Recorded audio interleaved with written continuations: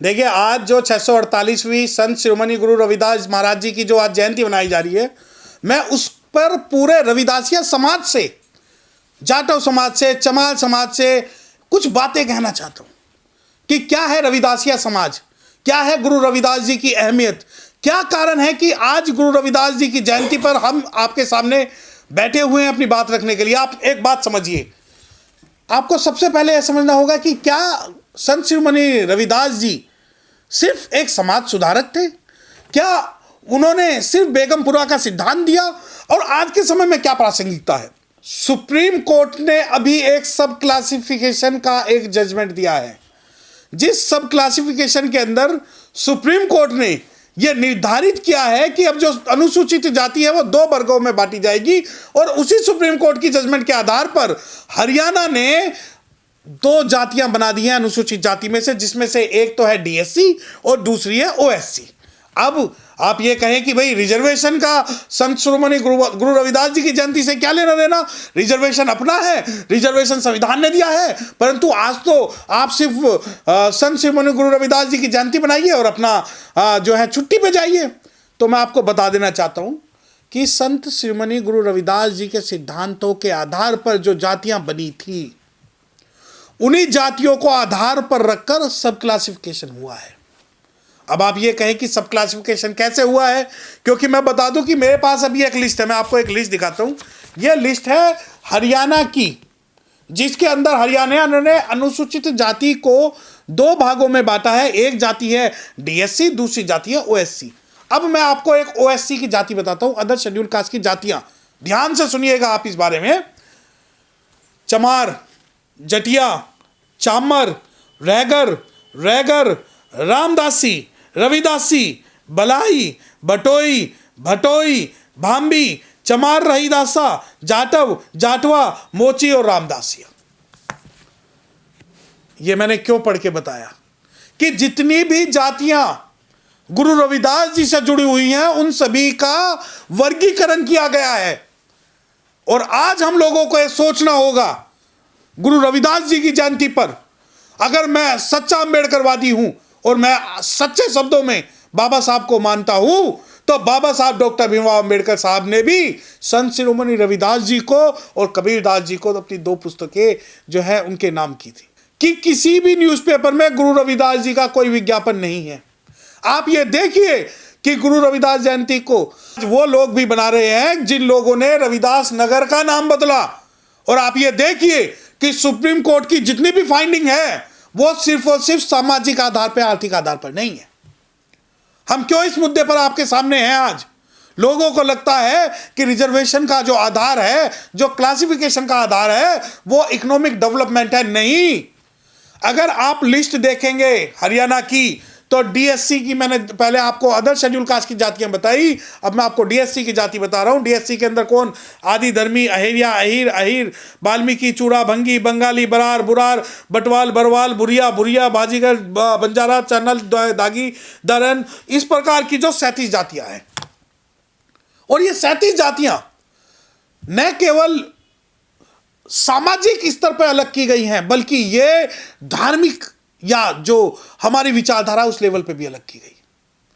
आप ये मानिए कि क्यों आज भारत के अंदर, मैं उत्तर भारत की बात करता हूं या पूरे भारत की मैं बात करता हूं, हम लोगों को गुरु रविदास जी के नाम पर क्रांति लानी होगी। हमें बाबा साहब को तो पढ़ना है, बाबा साहब को तो समझना है, परंतु आने वाली जो जनरेशन है, जो जनरेशन गुरु रविदास जी से जुड़ी हुई है, जो जनरेशन कबीरदास जी से जुड़ी हुई है, उन जनरेशन को अपना इतिहास बताना है, हमें खोने नहीं देना है। परंतु मैं बहुत दुख के साथ ये बात कहना चाहता हूं कि हम अपने आप को आज अम्बेडकरवादी तो कह रहे हैं, परंतु कहीं ना कहीं गुरु रविदास जी से जो है हम दूरी बना रहे हैं। अब ये कहें कि नहीं, जो गुरु रविदास जी हैं वो कहीं ना कहीं हिंदू धर्म के पोषक है, बिल्कुल गलत है, बिल्कुल गलत है। आज सुप्रीम कोर्ट ये कह रहा है कि जातियों का जो वर्गीकरण है वो इन जातियों मतलब रविदासी जातियां, जाटव जातियां, चमार जातियों के आधार पे होगा।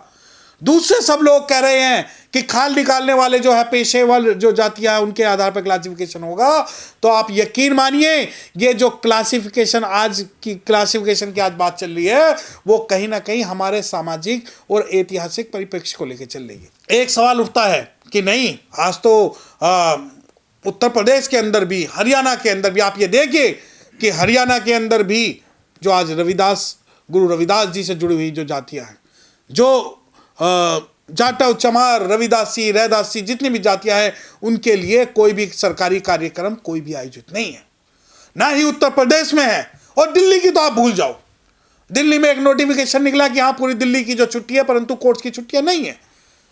आप ये मानिए कि कहीं ना कहीं मैनिपुलेशन है। आप ये देखिए कि कई जो न्यूज चैनल हैं वो ये चला रहे हैं कि गुरु रविदास जी जो है वो उसी व्यवस्था के पोषक थे जिसका उन्होंने विरोध किया।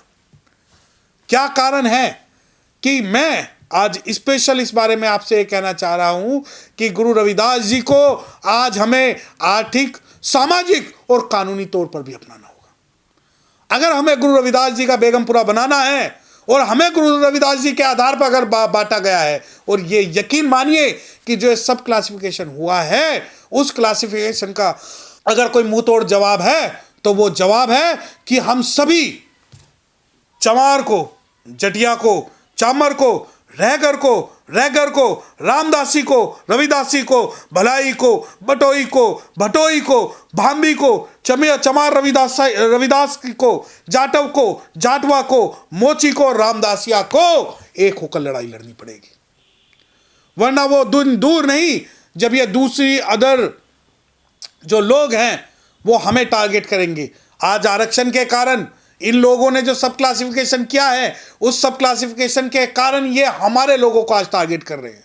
ये सोच रहे हैं कि बाबा साहब डॉक्टर भीमराव अंबेडकर को जो मानने वाले हैं वो गुरु रविदास जी को नहीं मानेंगे, तो बिल्कुल गलत है। आज हम गुरु रविदास जी को भी मानेंगे, हम बाबा साहब को भी मानेंगे, और हमें सामाजिक रूप से अपनी अस्मिता बचाने की अगर बात होगी तो हम अपनी अस्मिता बचाकर संत शिरोमणि गुरु रविदास जी का जो परचम है वो पूरे भारत में लहराएंगे और उनका बेगमपुरा बनाएंगे, और वही बेगमपुरा बनाएंगे जो समानता पे आधारित है। लेकिन जो चमार और जाटव जातियां हैं, ये जो आपस में वर्ग हैं, जो उपजातियां हैं, ये तो बाबा साहब को भी मानती हैं और गौतम बुद्ध को भी मानती हैं, फिर ये जो है संत रविदास को, मैं तो बट गई है अपने अपने भगवानों को लेकर। देखिए ये बात बिल्कुल सही है। आप ये इस बात का जवाब मैं दे देता हूं कि उन लोगों ने, सुप्रीम कोर्ट की जजमेंट ने हमको एक किया और हम आपस में बट गए कि मैं बाबा साहब को मान रहा हूं, मैं बुद्ध को मान रहा हूं, मैं रविदास जी को मान रहा हूं, मैं कबीरदासी हूं, मैं जाटवा हूं, मैं जाटव और मैं चमार हूं। उन लोगों ने तो एक किया कि नहीं भाई, सब क्लासिफिकेशन के अंदर देखिए, मैं आपको लिस्ट में, आप इस लिस्ट को देखिएगा जो हरियाणा की लिस्ट है, इसके अंदर जो 37 जातियां हैं, उन 37 जातियों में से सिर्फ जो 10 नंबर की कॉलम की जातियां हैं वो जातियां भी आपस में बिखरी हुई हैं। वो जातियां बाबा साहब के नाम पर बिखरी हुई हैं, वो जातियां साहब काशीराम के नाम पर बिखरी हुई हैं, वो जातियां गुरु रविदास जी के नाम पर बिखरी हुई हैं, वो कबीरदास जी के नाम पर बिखरी हुई है। और मैं आपकी बात से 100% सहमत हूं। और जो रविदासी हैं वो अंबेडकर को कहाँ मानते हैं? नहीं, ये बिल्कुल देखिए, जो रविदासी हैं हो सकता है कि वो बाबा साहब डॉक्टर भीमराव अंबेडकर को ना मानते हो, परंतु बाबा साहब डॉक्टर भीमराव अंबेडकर को मानने वाले गुरु रविदास जी को और कबीरदास जी को मानते हैं। दूसरी बात, अगर कोई रविदासी, बुद्ध के तो कट्टर विरोधी है रविदासी। नहीं, देखिए मैं आपकी इस बात से सहमत नहीं हूं कि रविदासी जो है वो गौतम बुद्ध के कट्टर विरोधी है। आपने कहां से सुन ली ये बात? मैं बुद्धिस्ट हूं, लेकिन मैं विचारधारा जो है मैं गुरु रविदास जी की भी मानता हूं, कबीरदास जी की भी मानता हूं। और जो व्यक्ति, चाहे वो रविदासी हो, चाहे वो बुद्धिस्ट हो, चाहे वो कबीरपंथी हो, चाहे वो अंबेडकरवादी हो, अगर वो समाज के अंदर अगर एक नहीं है और चारों विचारधाराओं को साथ लेके नहीं चलता, तो यकीन मानिए वो समाज का सबसे बड़ा दुश्मन है। रविदासी तो पाखंडवाद में विश्वास रखते हैं ना? नहीं, देखिए रविदास जी जो पाखंडवाद में वो विश्वास रखते हैं जो रविदास जी की असली मूल भावना रचनाओं के बारे में नहीं जानते। गुरु रविदास जी ने तो जो सिद्धांत दिए वो सारे के सारे सिद्धांत है वो मानवता के लिए दिए। जो गुरु रविदास जी ने दिया, बेगमपुरा दिया। गुरु रविदास जी ने कहा, हाड मांस रक्त चाम से जन लिए आकार, आंख पसारे देख लो सारा जगत चमार, ऐसा चाहूं राज में जहां मिले सभी को अन्न, छोटे बड़े सब बसे रैदास रहे प्रसन्न। तो इसके अंदर कहाँ जाति की बात आई, कहाँ रविदासी की बात आई, कहाँ चमार की बात आई, कहाँ बुद्धिस्ट की बात आई? कहीं किसने है ये? ये बांटा उन्हीं शक्तियों ने है जिन्हें हम मनुवादी बोलते हैं। आज ये मानो कि मनुवादी शक्तियों ने ये बात मान ली कि आप सभी जो है धर्म के नाम पे और सामाजिक क्रांति के नाम पर रविदासी हो। लेकिन जो जो संत रविदास हैं वो भाग्य की बात करते हैं, वो कर्म जन्म उसकी बात करते हैं, स्वर्ग नरक की, वो जो गौतम बुद्ध है वो सब इन चीजों को नकारते हैं। देखिए मेरी एक बात सुनिए, जो रविदास जी का दर्शन आज आप पढ़ रहे हैं, वो जो थ्योरी आप बात कर रहे हैं, गुरु रविदास जी ने जब पाखंडवाद का विरोध किया उस वक्त भारत के अंदर कोई भी पाखंडवाद के खिलाफ नहीं बोलता था। गुरु रविदास जी की कई कहानियों में इन पाखंडियों ने बहुत सारी चीजें मिलवाई हुई हैं। अब आप कहते हैं कि गुरु रविदास जी ने स्वर्ग नरक की बात की, क्या गुरु रविदास जी ने कहीं भी भगवान बुद्ध का विरोध किया? बताएं आप मुझे। परंतु वो कहते हैं कि नहीं बुद्ध का विरोध किया, जबकि गुरु रविदास जी ने बुद्ध का भी समर्थन किया, सभी जो विचार है समानता मानवता का उन पर समर्थन किया। और दूसरी बात आप कहते हैं कि भाई हमारे बीच में विरोध है। अगर आप विरोध में रहोगे, देखिए सरकार ये मान रही है, वो लोग ये मान रहे हैं कि हमें क्लासिफिकेशन सिर्फ करना किसका करना है? जाटव चमार रविदासियों का और रामदासियों का करना है। हम लड़ते रहेंगे। हो सकता है आप मुझे कहो कि आप तो बुद्धिस्ट हो, आप संत शिरोमणि रविदास जी को कैसे मानते हैं? बिल्कुल। क्या बाबा साहब डॉक्टर भीमराव अम्बेडकर साहब जी ने कबीरदास जी, रविदास जी, भगवान बुद्ध का समन्वय नहीं किया था? क्या बाबा साहब डॉक्टर भीमराव अम्बेडकर, अगर मैं कहूं कि नहीं उन्होंने अपनी जो 2 पुस्तकें हैं वो संत शिरोमणि रविदास जी को समर्पित की, तो इसका मतलब क्या वो ब्राह्मणवादी ताकतों के पक्ष में थे? नहीं, ऐसा नहीं है। तो हम लोगों को सामाजिक और धार्मिक रूप से आज एक होना पड़ेगा, चाहे वो जाटव हो, चाहे वो चमार हो, चाहे रविदासी हो, चाहे रामदासी हो, क्योंकि हमें आने वाली पीढ़ियों के लिए एक मैसेज देना है कि हम एक हैं, चाहे वो कितने भी विचारधारा से लोग हमें बांटने की कोशिश करें। लेकिन कुछ लोग ये भी कहते हैं कि संत रविदास जी बेशक एक दिल के घर पैदा हो गए थे, एक चमार घर पैदा हो गए थे, लेकिन कर्म से वो ब्राह्मण हैं। नहीं, देखिए कर्म से कोई ब्राह्मण आज तक तो भारत में हुआ ही नहीं। जो लोग कहते हैं वो गलत कहते हैं। अगर वो कर्म से ब्राह्मण होते तो उनके जो अंत समय आया जब उनका परिनिर्वाण हुआ, तो ब्राह्मण का तो ऐसा परिनिर्वाण नहीं हो सकता। उनकी मृत्यु के जो कारण है वो कारण तो किसी और दूसरे जो है गुरु संत के लिए पूरे भारत में नहीं हुए। क्या कारण है कि सिर्फ और सिर्फ संत शिरोमणि गुरु रविदास जी को जो अंतिम समय था वो इन लोगों ने बहुत बुरी तरीके से जो है उन्हें प्रताड़ित किया। तो ये सारी जो चीज़ें हैं बिल्कुल ये सिद्धांतवादी ये क्लियर करती है कि हमें जो है आज समय आ गया है कि हमें सभी को सामाजिक रूप से एक होना पड़ेगा। लेकिन उत्तर भारत में तो संत रविदास जी को मानते हैं, जानते हैं, पूजते हैं लोग और अपना सबसे बड़ा गुरु मानते हैं।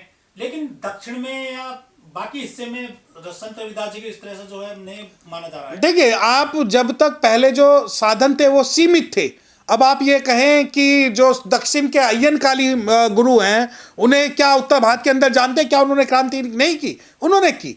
अगर जो काम दक्षिण में अय्यनकाली जी ने किया है वही काम उत्तर भारत के अंदर रविदास जी ने किया है, वही काम जो उत्तर भारत के अंदर भगवान बुद्ध ने किया है। और ये अगर भाषा और क्षेत्रीय संरचना में अंतर ना होता तो हो सकता है कि गुरु रविदास जी और गुरु कबीरदास जी का जो परचम है वो पूरे भारत के अंदर लहराता।